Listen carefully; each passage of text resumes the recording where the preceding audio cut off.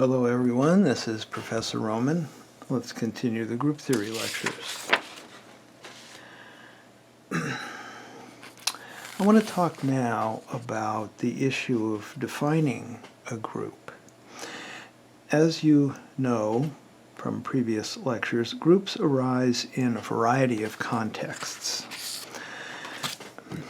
As we discussed, groups were initially defined as a tool for understanding the nature of roots of polynomial equations. But another early motivating force for the appearance of groups is in the field of geometry, and in particular in the study of symmetry. And we've talked about the dihedral group of the square, for example, symmetries of the square.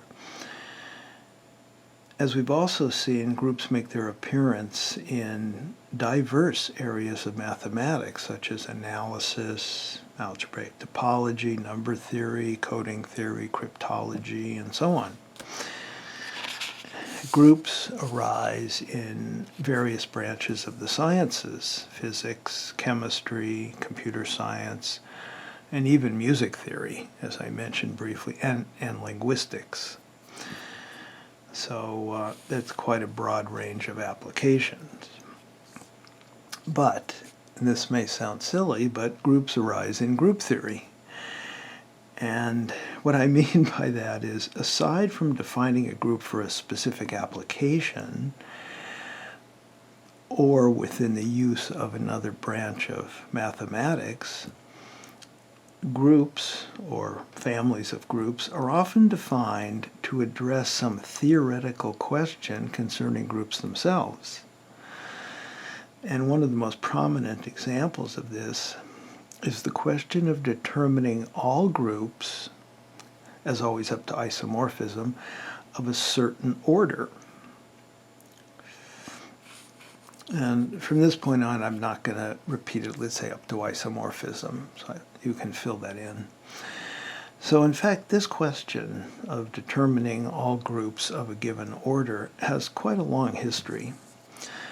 It was Arthur Cayley who first addressed this question when in 1854 he determined all groups of order 6 or less. But most of the early work in this problem involved tedious hand work, eliminating cases, and was rather unpleasant. The difficulty is not so much in producing a list of groups of a given, say, rather small order, as it is in making sure the list is complete and eliminating isomorphic groups from the list. So there's a lot of work to be done in figuring out, say, all the groups of order 10 or 12. The determination of all groups of order at most 100 was completed in 1980, so which is relatively recently, actually, certainly well after 1854. In Chapter 13 of this book, we will finally have the machinery we need to determine all groups of order 15 or less. For some orders, that's quite easy.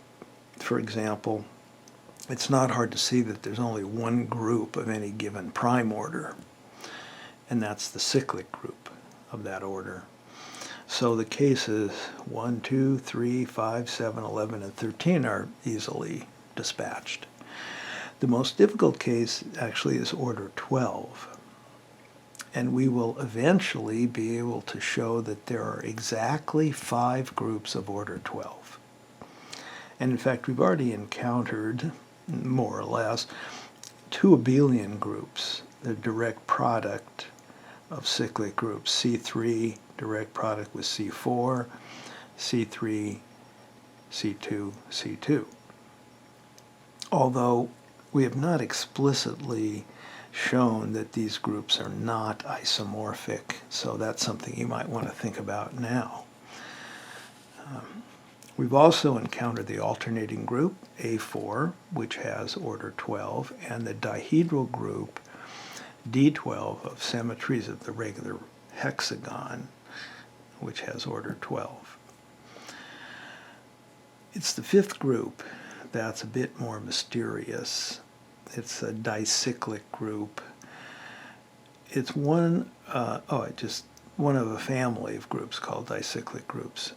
And at the appropriate time, we're going to simply define this group as an abstract group for the express purpose of completing the catalog of all groups of order 12. So we're not looking at this group in terms of its applications or its relevance to other areas of mathematics, but simply to complete the list of groups of order 12. That's what I mean when I said groups arise in group theory. If you're curious about the search for small groups, you might want to consult something called the Small Groups Library. And this is the URL for it, www.gap-system.org. It's a project that describes groups of small order. And according to the website, at the time of this writing, the library contains the following groups. Groups of order at most 2,000, except order 1,024.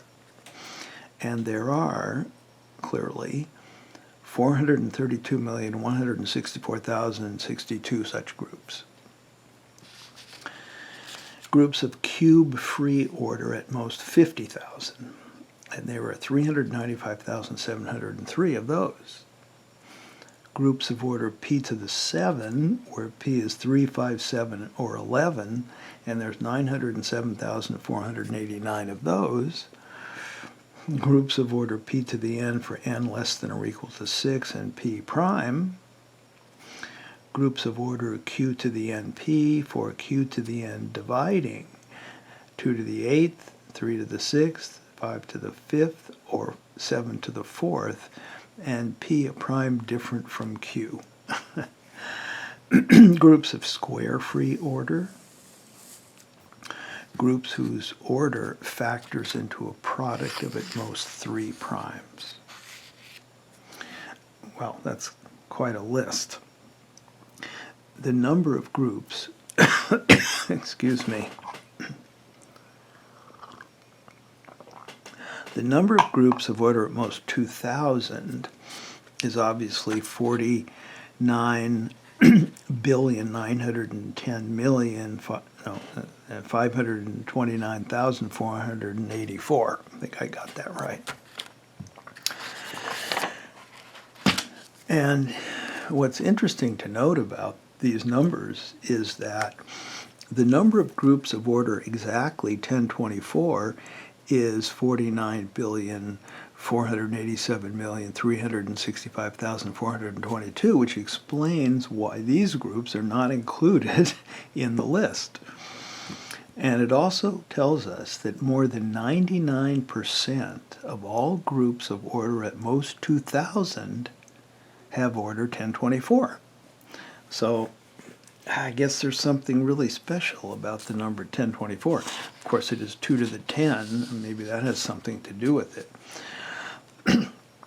The library also contains a table giving the number of non-isomorphic groups of orders up to 50,000. But there are 1,082 gaps in the table. Also, the smallest integer k, for which the number of groups of order k is not yet known, is 2,048.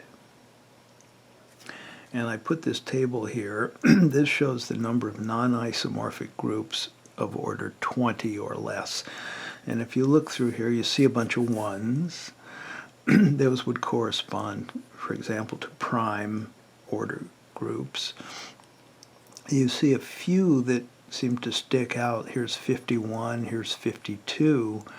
The rest are much smaller, so it's an interesting table to look at. Now I want to talk about something called group templates. That's what I call them. I have not seen this anywhere else, so just keep that in mind. And the reason I define these is because it is often of interest to determine whether or not there is a group that possesses a certain set of properties. Or perhaps we want to know how many non-isomorphic groups there are that possess a certain set of properties.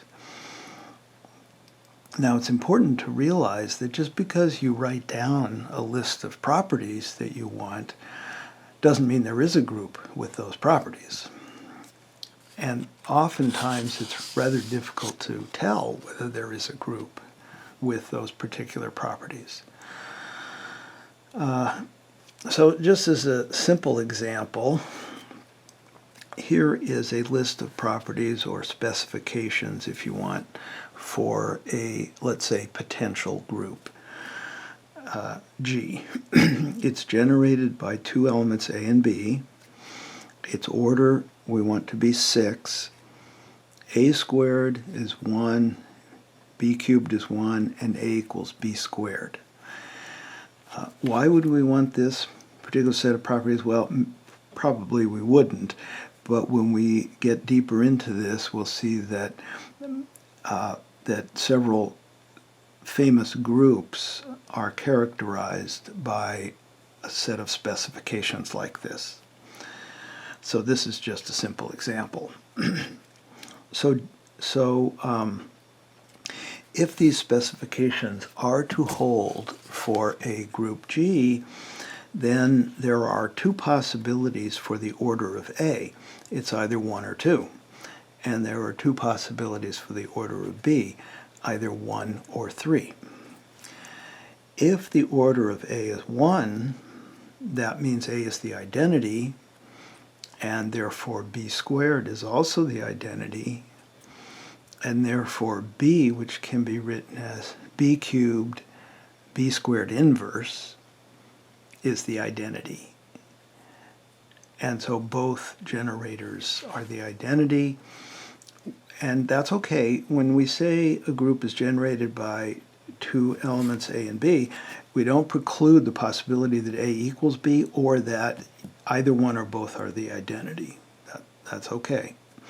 But what this means is that if the order of A is 1, then G has to be the trivial group. But that doesn't have order 6. The only, and a similar argument works if the order of B is 1, then B is the identity, so A, which is B squared, will also be the identity, and again, we get only the trivial group, which doesn't fit the specifications. The only remaining possibility is that the order of A is 2 and the order of B is 3. But then 2 is equal to the order of A, which is the order of B squared, and we have a formula for the order of a power of an element. It's the order of B divided by the least common divisor of the order of B and this exponent, 2. And that's equal to 3. And 2 is generally considered not to be equal to 3. So there's no group with these specifications at all. So this set of specifications is inconsistent, invalid, some language like that. And while this particular example wasn't particularly difficult, you could imagine that if the specifications were more complicated, that the analysis of whether there is or is not a group satisfying those specifications could get rather nasty. Let's look at this set of specifications. Again, G is generated by two elements. The order of A is 2, and 2 is an exponent of B, and A and B commute. The fact that A and B commute tells us that the group, if it exists, must be abelian. And if you give a moment's thought to this, you might notice that the Klein 4 group satisfies these conditions, in which in that case the order of B would actually be 2. But so does the cyclic group of order 2 if we take B equal 1 or A equals B. So there are two groups satisfying this set of specifications, and the natural question is, are there any others? And I leave that for you to ponder. Before I go any further with this topic, I want to say something that probably is not going to be relevant, but if you've studied group theory, probably a little bit more advanced than the beginning course, you will have encountered something called a group presentation. It is going to have a similar feel to group templates, but it's distinctly different. And it is a more advanced topic in group theory because it requires, to get a full understanding of it, generally requires free groups, factor groups, which we have not yet discussed, or quotient groups, which we have not yet discussed, and also normal closure, which is another topic that we have not discussed. So to understand group presentations, which have advantages over group templates as well as disadvantages, you need more group theoretic machinery. For group templates, we don't need anything more than we already know. Okay. But again, I'll emphasize that this concept I have not seen elsewhere. It occurred to me because of student questions. How do I define a group with such and so properties? Is there such a group? And so I wanted to systematize that process of answering those questions. Quite often, the set of desired properties or specifications that define the search parameters, let's say, consist of some or all of the following. The order of the group, you saw that in this set of specifications here. We specified the order of the group. The generating set, that's almost always the case. Can't get very far without that. And for us, those would generally be just 1, 2, or 3 generators. The orders of the generators, relationships between the generators, such as a squared equals b squared, for example. Something I call commutativity rules among the generators, and this is one example. BA equals A cubed B. So this is not literally a statement that A and B commute. What a commutativity rule does is it tells you what modifications you need to make, if any, when you interchange the order in a product of generators.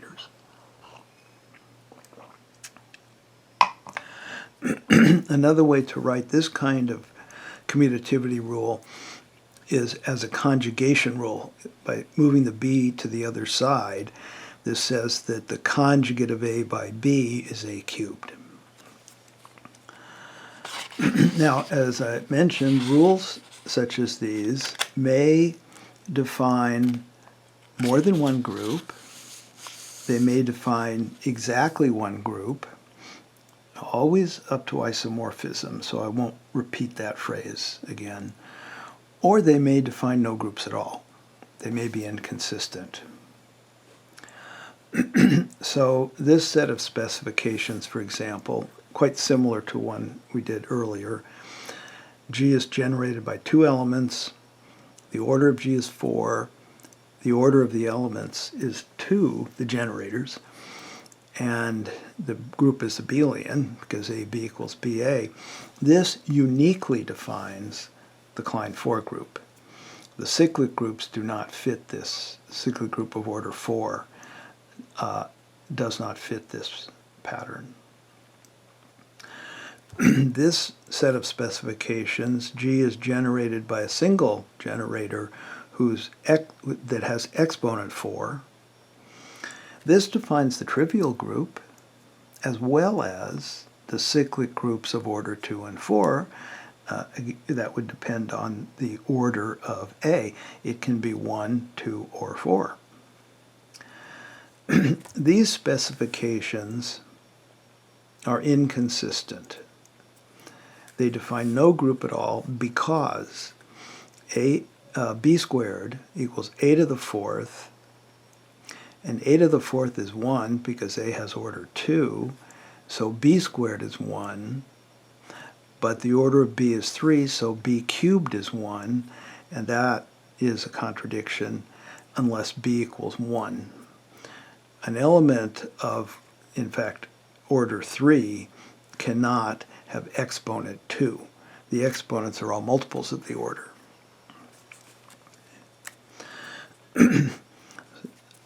So in order to, as I said, systematize the approach to defining groups by mentioning a list of specifications,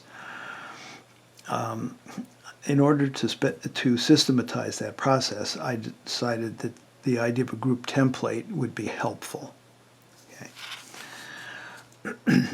I don't know whether group theoretic purists would object to this or not, but it seems like a reasonable thing to do. So here's the definition. We refer to a set of specifications or rules as a group template, or simply a template, and write it in this form. A symbol here to denote the template, so that we can say the template T. And I'm using a script font here for the template notation. You put the generators here, the square brackets, you put the generators here, vertical bar, and you put rules here. And they are the rules primarily of the ones we discussed, the order of the group, the order of generators, relations between generators. If a group G is specified by a template, if it satisfies if it's generated by the generators and satisfies the rules, we'll say that G is defined by, or fits, or satisfies the template. And I'll write it this way. G, this is a squiggly arrow, and then the template, T. If T defines an essentially unique group, G, then I'll add the exclamation point, which is something you see in logic. There exists exclamation point. That stands for unique. And I would read this, G uniquely satisfies T, or is uniquely defined by T, or uniquely fits T, whatever. A template that defines only the trivial group, we'll call that trivial. A template that defines no groups, we'll say it's inconsistent or invalid.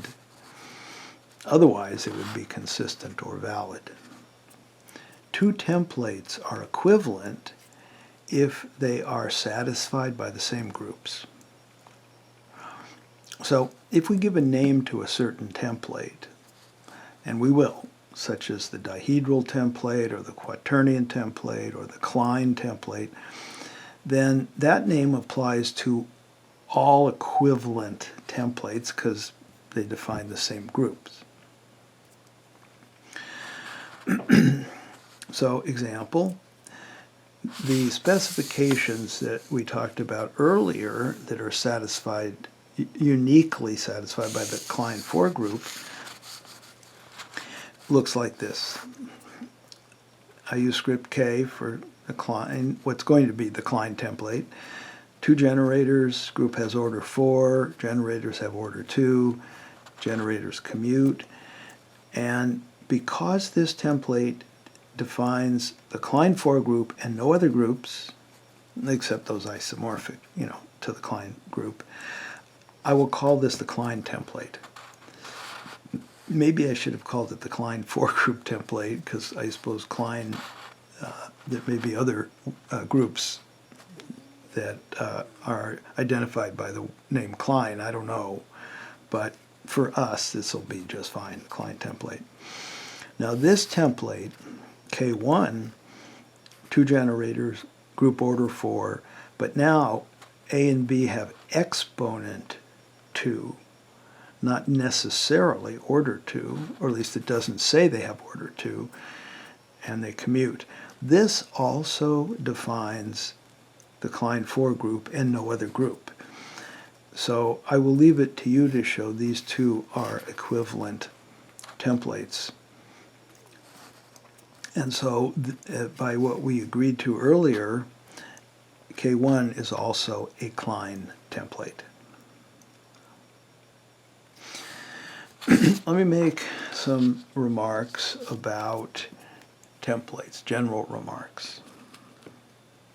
The idea, as I hope I've made clear, is you wish to define or try to define a group by setting down some generators and relations among those generators, also specifications like the order of the group, the order of generators, and so on.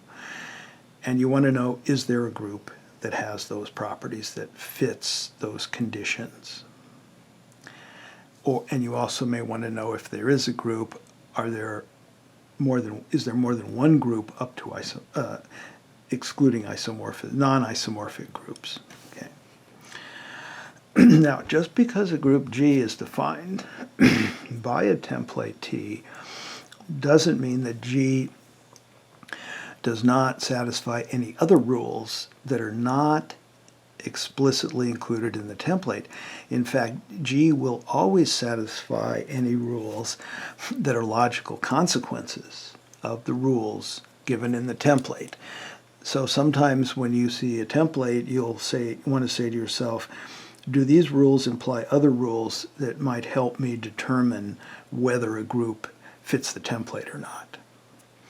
As a very simple example, here's a template, 2 generators, a cubed equals b, b squared equals 1. Well, these two together imply that a to the 6th power has to be 1. So that is of some use, in fact, because it tells you that the order of A is a divisor of 6. We will allow the possibility that the generators listed in a template are not distinct, and they might be equal to the identity. It's just more convenient to do that than to restrict the generators in any way. Now, this assumes, of course, that the rules in the template permit these possibilities, but we're just going to allow them. We're not going to restrict them or prohibit them. So take a look at this template, 2 generators, both of which have exponent 4, again, abelian generators commute. Since we allow the possibility that A equals B, the trivial group A equals B equals 1 actually fits this template. The cyclic group C2 of A and the cyclic group C4 of A fit the template. But in this template, we certainly cannot have A equals B because the order of A is 4 and the order of B is 3. Okay? So while we're not putting an a priori restriction on the generators, the rules do it for us in this case. Finally, the symbols used for the generators in a template are immaterial. So this template here, if I change A to X and B to Y, I get this template, and these are the same template. Okay. Okay, another example. Recall that the dihedral group D8 is defined as the symmetries of a square centered at the origin with one vertex placed on the positive vertical axis. And we discussed this, I think, when I first introduced groups and a list of examples, the symmetries of the square. Now, these symmetries of the square are actually generated by reflection about the vertical axis, which I denote by sigma, and a 90-degree clockwise rotation, rho, about the origin.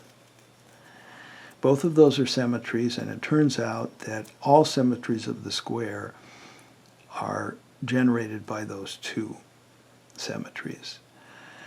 And it's certainly clear that the order of sigma is 2. You reflect twice, you've done nothing. And the order of rho is 4. You have to do 4 clicks to get back to where you started. And it's not difficult to show that the order of D8 is in fact 8. It is clear on geometrical grounds, and this is, if you have a little sense of geometry, or if not, draw some pictures, that if you reflect and then you follow that by a 90-degree clockwise rotation, and then you reflect again, that is the same as a single 90-degree counterclockwise rotation. Okay. I don't see that in my head very easily, so I draw some pictures, but perhaps you do. And so sigma rho sigma is in fact rho inverse, which, since rho has order 4, is the same as rho cubed. This is a conjugation rule because sigma is equal to its own inverse, so this could be read sigma rho sigma inverse equals rho cubed, or sigma rho equals rho cubed sigma. So the dihedral group D8 fits this template. Generated by rho and sigma, group has order 8, the rotation has order 4, the reflection has order 2, and this relationship. Now, one thing that's important to notice here, we don't need the geometry anymore. Okay. What we will learn later is that this is a unique, this is the only group that fits this template, so this is the dihedral template. And from now on, if somebody says, what's the dihedral group, and you don't want to talk about reflections and rotations and symmetries, I don't know why you wouldn't, but let's say you don't, you can simply say the dihedral group is a group generated by 2 elements. The order of the group is 8. These are the orders of the elements, and they have this relationship. And as far as anybody is concerned, rho and sigma are formal symbols. They no longer mean rotation and reflection. Okay. So in a sense, this is one of the points of templates. They in fact define abstract groups, but sometimes those abstract groups, sometimes the templates are satisfied by concrete groups, well-known ones such as the dihedral template. Here are the Quaternions. The Quaternion matrix group, as we've seen some time ago, is the set of these 8 complex 2x2 matrices. They're, the identity A, B, and C are here, and then the negatives of these 4. This group fits this template, generated by 3 generators, order 8, a squared equals b squared, a squared equals c squared equals abc. And so this is how you'd write it a little more succinctly, and Q is the only group that fits the template. So that means it can be called the Quaternion template.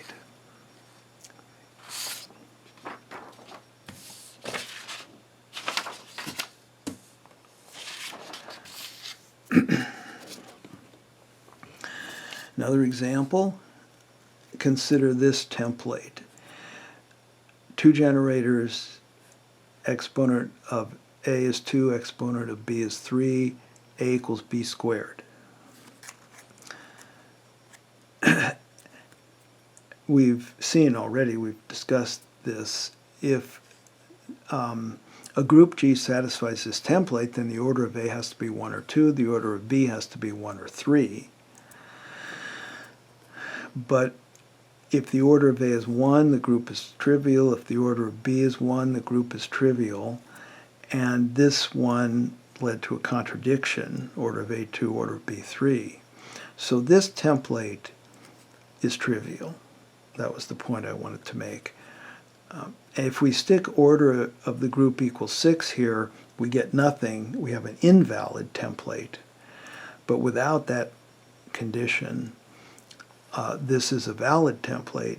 It just happens to be trivial.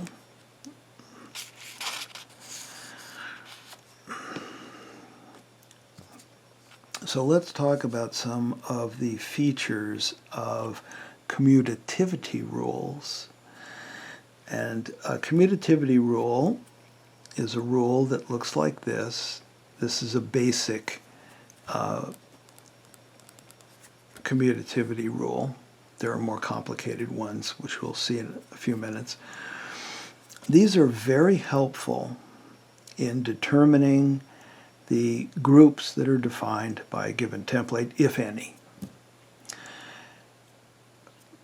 But despite its name, and I mentioned this before, but it's important enough to reiterate, the word commutativity here doesn't mean we're talking about actual commutativity of elements.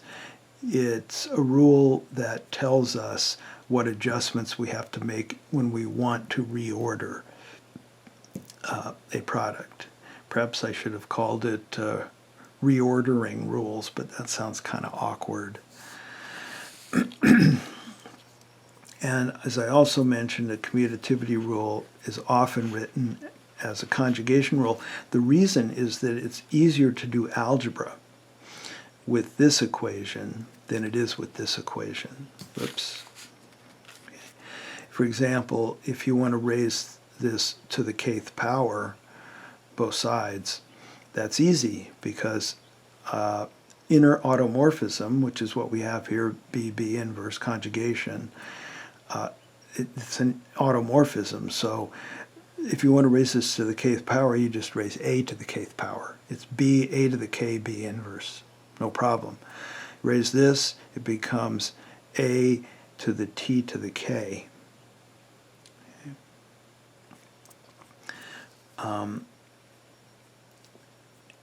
I'm sorry, A to the KT. Okay. And, but here, since it's going to be a mess, the quantity BA to the K can be sorted out, but it's a lot messier algebra. Okay. Now, commutativity rules have several major implications. The first is that the basic commutativity rule leads to a more general commutativity rule that describes how powers of A and B will commute, how they can be interchanged.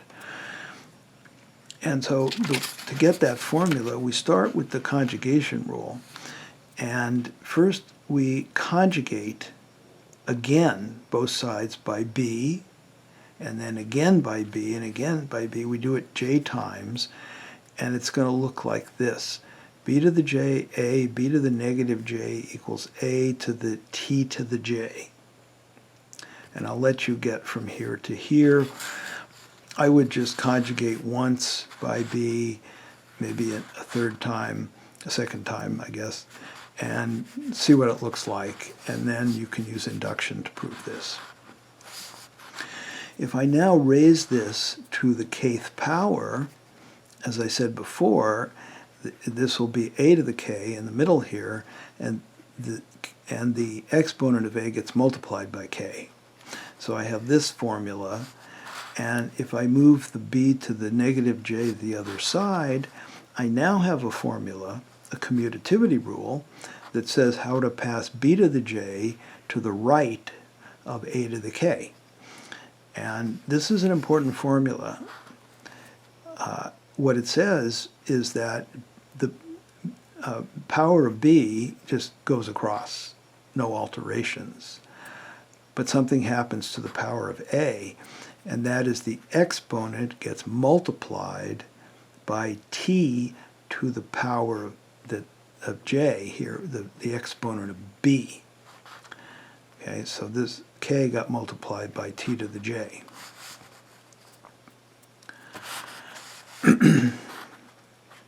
So that's the first item. The commutativity rule, the basic one, gives you a general commutativity rule. And that is going to lead us to a group product, which we'll see in a few minutes. So this is very important. Now another important item from commutativity rules comes by a special case of this guy. If the order of b is n, and it's finite, then if we set k equal 1 and j equal n, what happens? Well, when you set j equals n, you'll have b to the n here, b to the n there. They go away, because that's the identity. And so when you set k equals 1, this side will just be a, and the other side will be a to the t to the n, right? Because we're setting j equal to n. So a equals a to the t to the n, and that holds if and only if the order of a divides t to the n minus 1. Or equivalently, if and only if t to the order of b is congruent to 1 mod order of a. Okay. Another very important formula to try to figure out some way to remember it. That would be very helpful. And I will refer to this as the T condition.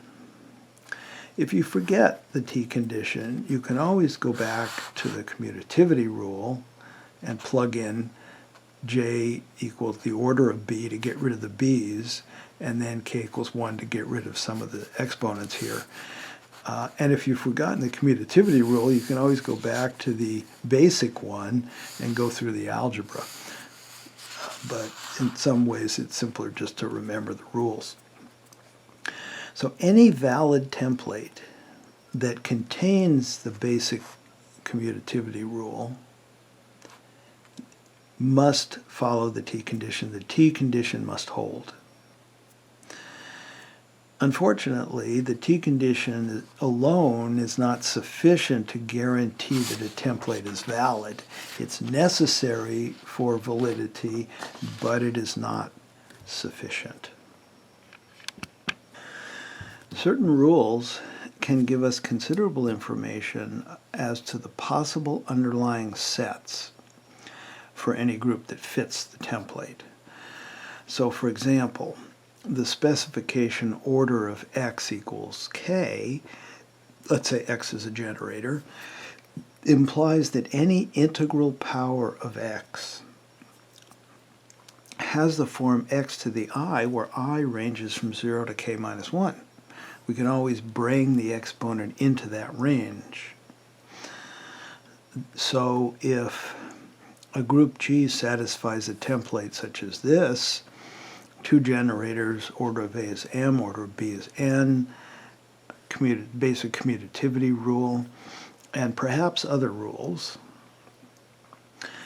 then every element of the group, assuming it exists, can be written as a product, a to the I, b to the j, whose exponents are in this range. I goes from 0 to n minus 1, j goes from 0 to n minus 1. Now, these products don't have to be unique.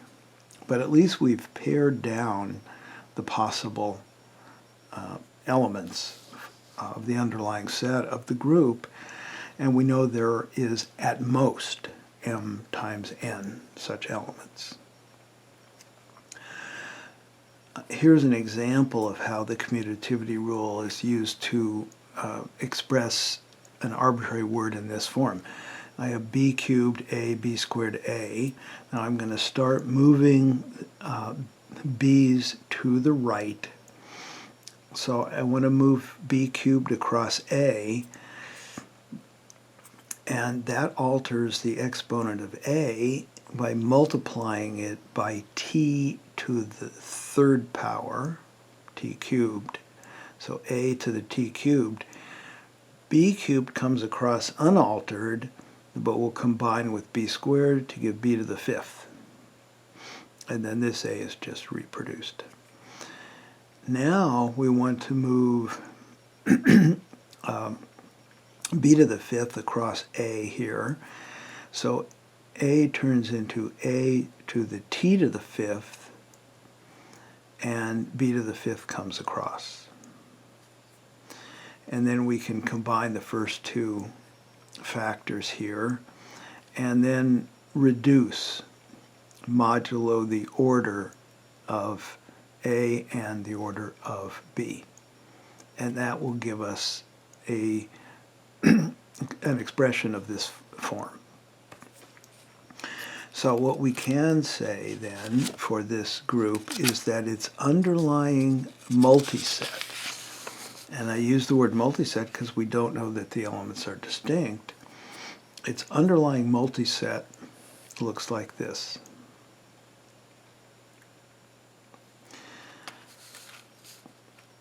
Now, if there are other rules, they may imply that these elements are not unique. For example, if a squared equals b squared, just as a simple example here, then any power of b here greater than 1, if this was b squared, for example, you could make it a squared and eliminate the b factor altogether. But b to the 2k can always be replaced by a to the 2k and then reduce mod n.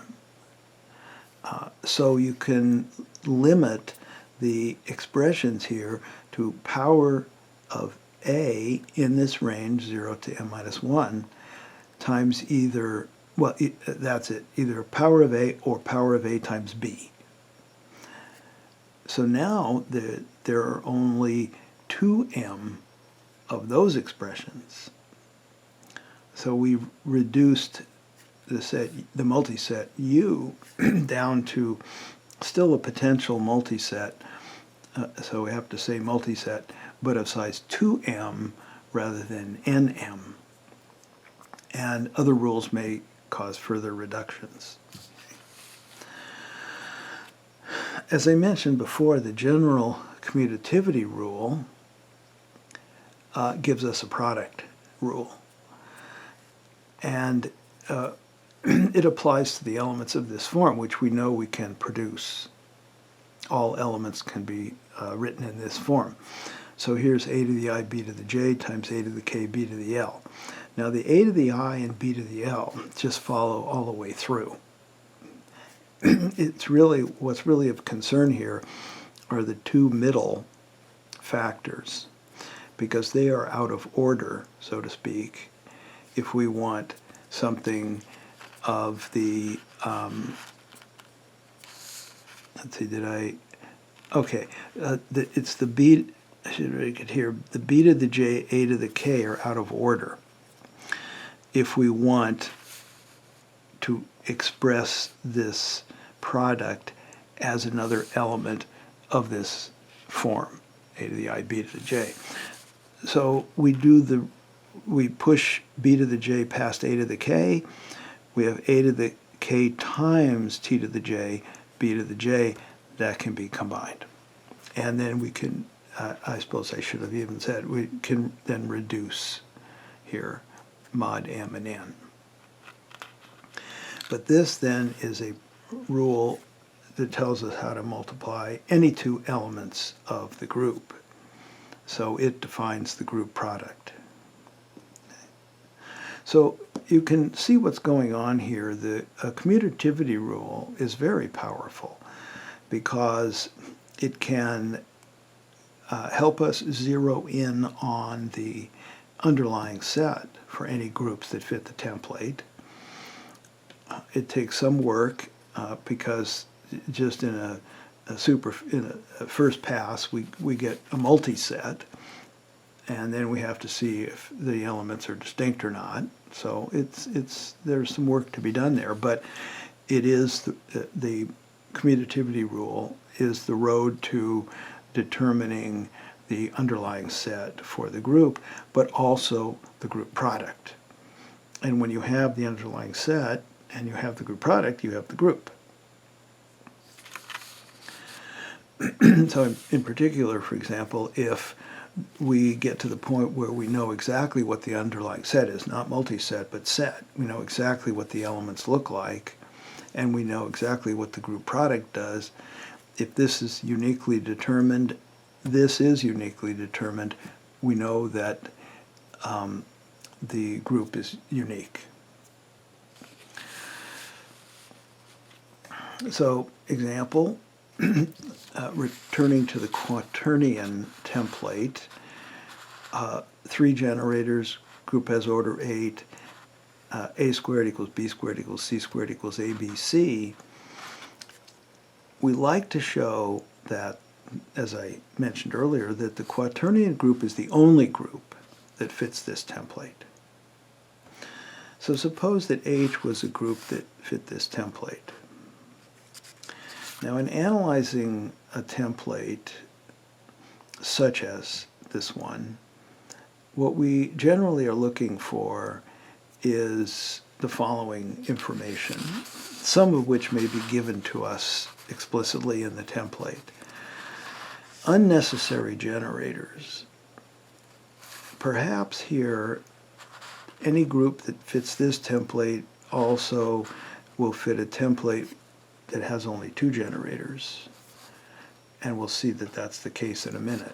So it's sometimes helpful, not always, to pare down the set of generators if that's possible. It makes life a little simpler, the analysis of the template, when there's fewer generators. The orders of the generators, the order of the group that fits, any groups that fit the template, the commutativity rule, we've seen, very important, and the underlying set, if we can. And sometimes a commutativity rule is not expressed. In this case, for example, it's not explicit here. We have to figure out a way to produce a commutativity rule from the rules that were given. As to unnecessary generators, in this case, we do know that we have c squared equals abc, and therefore c equals ab. So immediately we see that c is unnecessary to generate the group.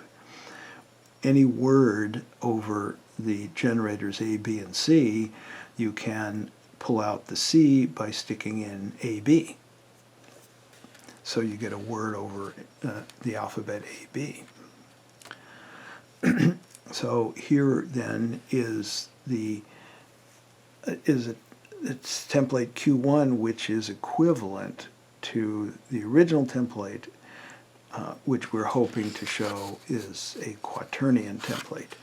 That is to say that the Quaternion group is the only group that fits the template. Now, notice also that A and B have to be different, because if A equals B, then H is generated by A itself. If B goes away, it's equal to A. And since A squared is equal to A to the 4th,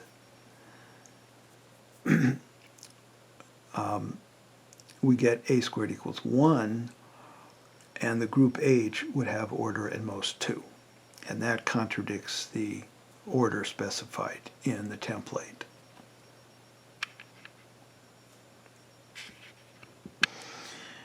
To search for a commutativity rule, first note that from this rule we get A equals BAB. And so B squared is equal to A squared. That's part of the rule here, which is BAB quantity squared, which is BA B squared AB. Now B squared is A squared, so this is B squared A to the fourth B. And so by some cancellation here, we see that A to the fourth is equal to 1. And so since A squared equals B squared, we also have B squared, B to the fourth is equal to 1. And so from this, we have BA equals AB inverse equals AB cubed equals A cubed B.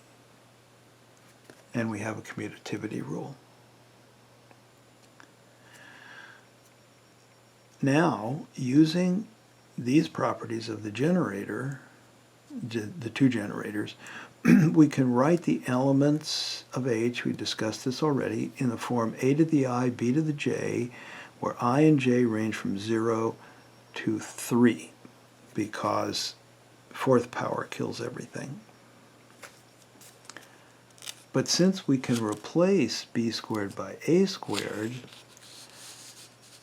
the underlying set can be written as the set of all A to the I, B to the J, where I ranges between 0 and 3, and J ranges between 0 and 1. There are 8 of these elements, and they are unique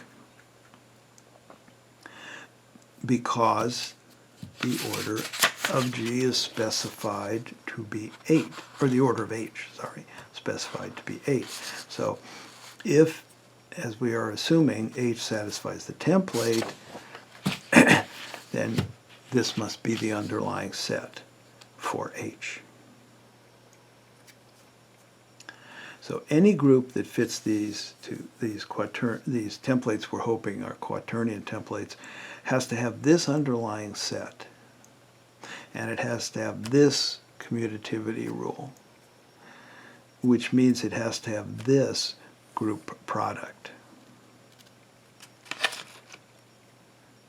So it follows that the templates are satisfied by at most one group, but since the Quaternion group does fit the templates, it's the unique group that fits the templates.